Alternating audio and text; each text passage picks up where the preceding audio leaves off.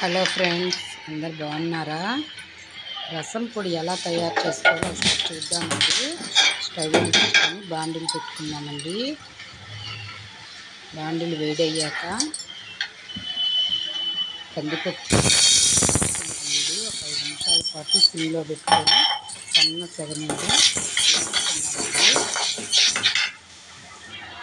కందిపప్పు వేసుకొని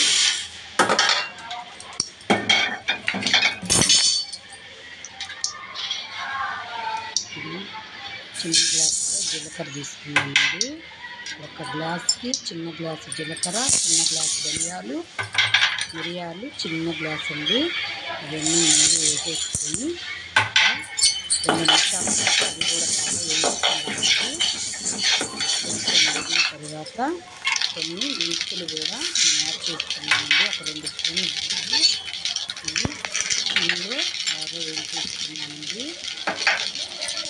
వేగిపోయాక ఇందులో కందిపప్పులో పోసేసుకొని అన్నీ కలుపుకున్నామండి. కొంచెం చల్లారిన తర్వాత బాగా చల్లారబెట్టుకొని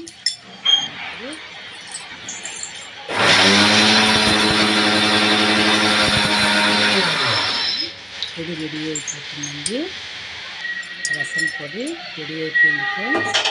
ఒక డబ్బాలో చల్లారిన తర్వాత ఒక డబ్బాలో తీసేసుకున్నాము. ఓకే ఫ్రెండ్స్, రసం పొడి రెడీ అయిపోయిందండి. చూద్దామా?